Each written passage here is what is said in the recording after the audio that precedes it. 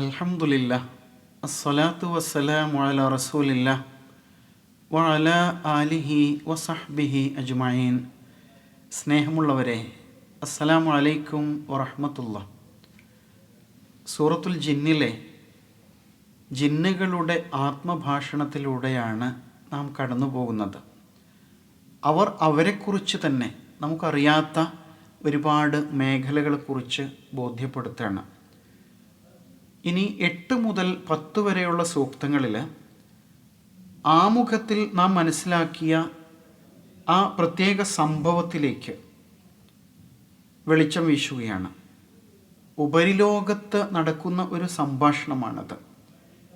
നബി സല്ലല്ലാഹു അലൈഹി വസല്ലമയുടെ പ്രവാചകത്വത്തിൻ്റെ മുമ്പ് ആകാശത്ത് നിന്ന് ഉപരിലോക വാർത്തകൾ കേൾക്കാനുള്ള, മോഷ്ടിച്ച് ചെവി പിടിച്ച് രഹസ്യം ചോർത്തിയെടുക്കാനുള്ള ഏതോ ചില സന്ദർഭങ്ങൾ ജിന്നുകൾക്ക് ലഭിച്ചിരുന്നു അത്രേ.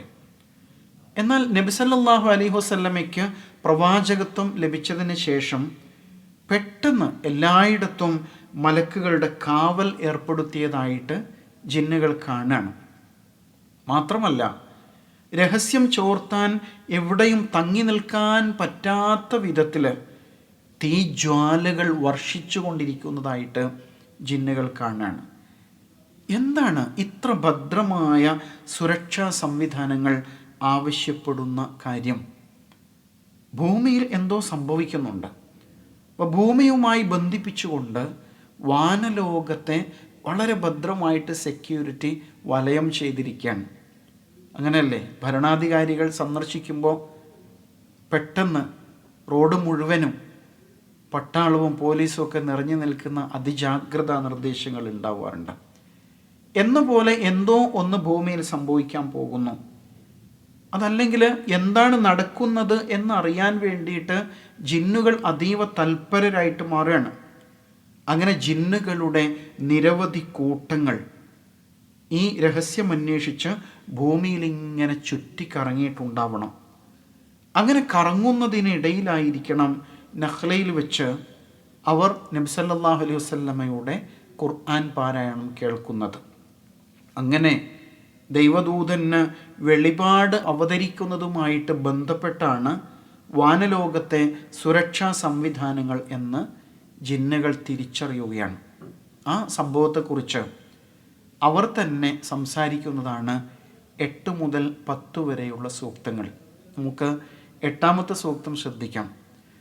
أعوذ بالله من الشيطان الرجيم وأنا لمسنا السماء فوجدناها ملئت حرسا شديدا وشهبا. وأنا നിശ്ചയം നാം, ലമസ്നസ്സമ, ലമസ നാം അന്വേഷിച്ചു, പരതി നോക്കി. വ അന്ന ലമസ്ന നിശ്ചയം നാം പരതി നോക്കിയപ്പോൾ, അസമ വാനലോകം പരതി നോക്കിയപ്പോൾ, ഫ അപ്പോൾ, വജദ്നാഹ വജദ യജിദു കണ്ടെത്തി, വജദ്ന നാം കണ്ടു, ഹ അവിടെ വാനലോകത്ത്, മുലിഅത്ത് അവിടം നിറക്കപ്പെട്ടതായിട്ട്, മല അ യംല ഉ നിറച്ചു, മുലി അ നിറക്കപ്പെട്ടു, അവിടം നിറക്കപ്പെട്ടിരിക്കുന്നു, ഹറസൻ കാവൽക്കാരാൽ നിറക്കപ്പെട്ടിരിക്കുന്നു, ഷദീദൻ നല്ല ബലിഷ്ഠരായ കാവൽക്കാരാൽ നിറക്കപ്പെട്ടിരിക്കുന്നു, വശുഹുബ അതേപോലെ തീജ്വാലകൾ വർഷിക്കുന്ന അവസ്ഥയും അവിടെ സംവിധാനിക്കപ്പെട്ടതായിട്ട് നാം കണ്ടു. വ അന്ന ലമസ്ന സമ ജിന്നുകൾ പറയാണ്, പരസ്പരം പറയാണ്, നിശ്ചയം നാം ആകാശലോകത്ത് വാനലോകത്ത് പരതി നടന്നപ്പോൾ ഫവജദ്നാഹ നമുക്കവിടെ കാണാൻ കഴിഞ്ഞു, മുലിഅത്ത് അവിടം നിറക്കപ്പെട്ടതായിട്ട്, ഹറസൻ ഷദീദൻ ബലിഷ്ഠരായ കാവൽക്കാരാൽ, വശുഹുബ തീജ്വാലയാലും നിറക്കപ്പെട്ടതായിട്ട് കണ്ടു. ഇപ്പം ലമസ യൽമസു തൊട്ടു, സ്പർശിച്ചു, അന്വേഷിച്ചു എന്നൊക്കെയുള്ള അർത്ഥമാണ്. ഹറസ യഹ്റുസുവാണ് കാവൽ നിന്നു, ഹാരിസ് കാവൽക്കാരനാണ്. അതിൻ്റെ ബഹുവചനാണ് ഇവിടെ പ്രയോഗിച്ചിരിക്കുന്ന ഹറസ്. ഷിഹാബ് തീജ്വാല, അതിൻ്റെ ബഹുവചനാണ് ഷുഹുബ്. തീജ്വാല, ഉൽക്ക, അതുപോലെ കൊള്ളിമീൻ, അതുപോലെ തന്നെ വെടിക്കെട്ടിലെ വാണം, ഇതിനൊക്കെ ഷിഹാബ് എന്ന വാക്ക് ഉപയോഗിക്കാം. ഇപ്പോൾ വാനലോകത്തെ അസാധാരണമായ കാഴ്ചയാണ് ജിന്നുകളെ അതിൻ്റെ കാരണം തേടിയിട്ട് ഭൂമിയിൽ സഞ്ചരിക്കാൻ വേണ്ടി പ്രേരിപ്പിച്ചത് എന്ന് ജിന്നുകൾ തന്നെ പരസ്പരം പറയാണ്.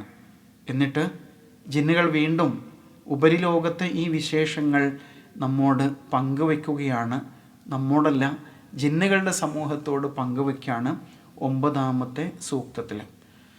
وَأَنَّا كُنَّا نَقْعُدُ مِنْهَا وَأَنَّا كُنَّا نَقْعُدُ مِنْهَا مَقَاعِدَ لِلسَّمْعِ فَمَنْ يَسْتَمِعِ الْآنَ يَجِدْ لَهُ شِهَابًا رَصَدًا. وَأَنَّا, നിശ്ചയം നാം, കുന്ന, നാം ആയിരുന്നുവല്ലോ, പണ്ട് നമ്മൾ ആയിരുന്നല്ലോ. എങ്ങനെ? നഖുദു മിൻഹ, ഖഅദ യഖുദു, ഇരുന്നു. നഖുദു മിൻഹ, നമ്മൾ വാനലോകത്ത് ഇരിക്കാറുണ്ടായിരുന്നല്ലോ. മഖാഇദ ലിസ്സംഅ്, മഖഅദ് ഇരിപ്പിടം എന്നാണ് അർത്ഥം, അല്ലെങ്കിൽ താവളം. ഖഅദ ഇരുന്നു, മഖഅദ് ഇരിപ്പിടം, താവളം. അതിൻ്റെ ബഹുവചനാണ് മഖാഇദ്, ചില ഇരിപ്പിടങ്ങളിൽ.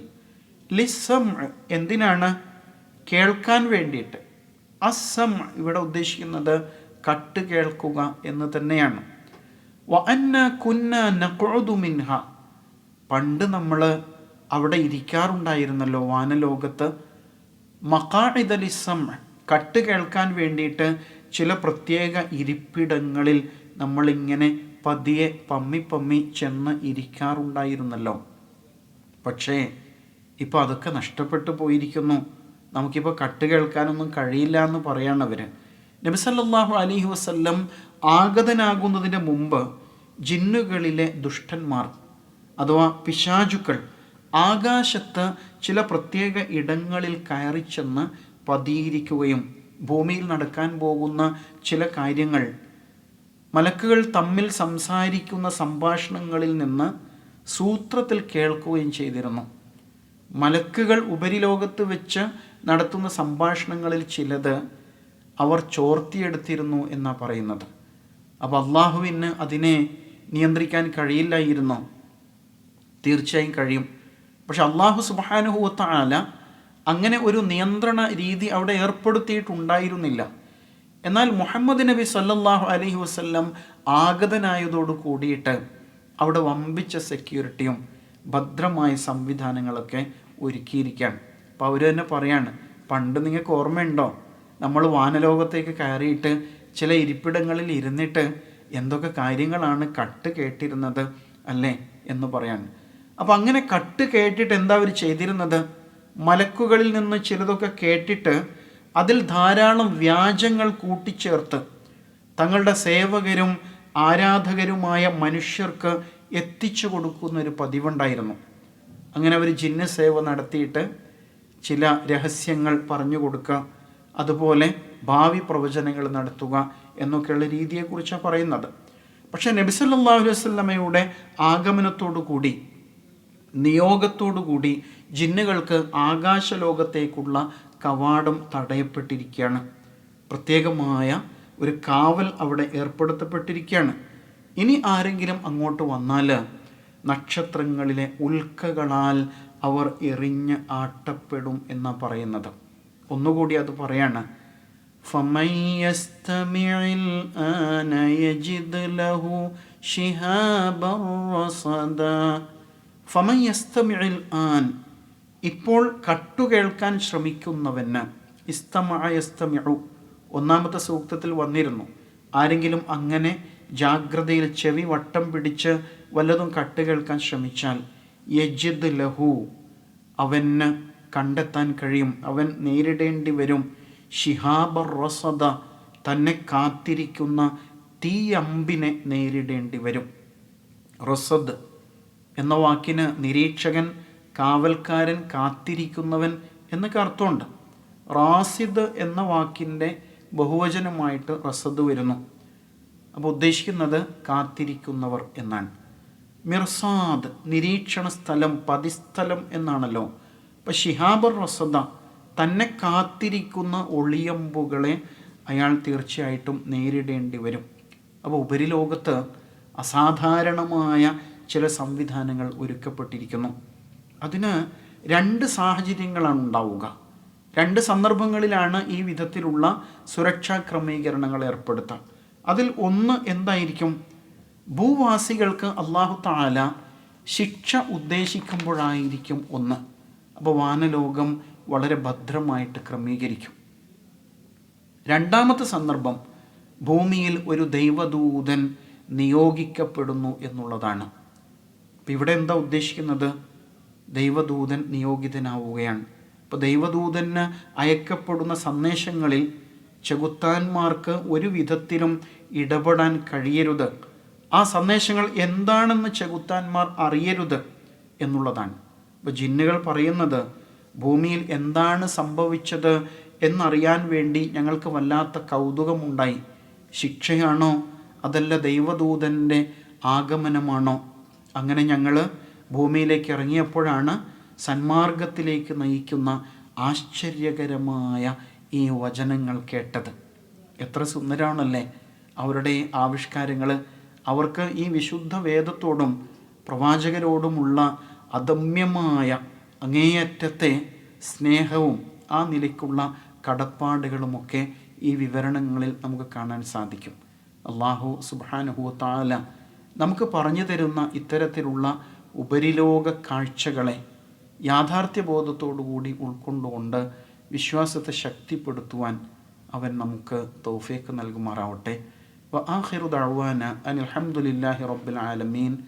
അസ്സലാമു അലൈക്കും വറഹ്മത്തുള്ളാഹി.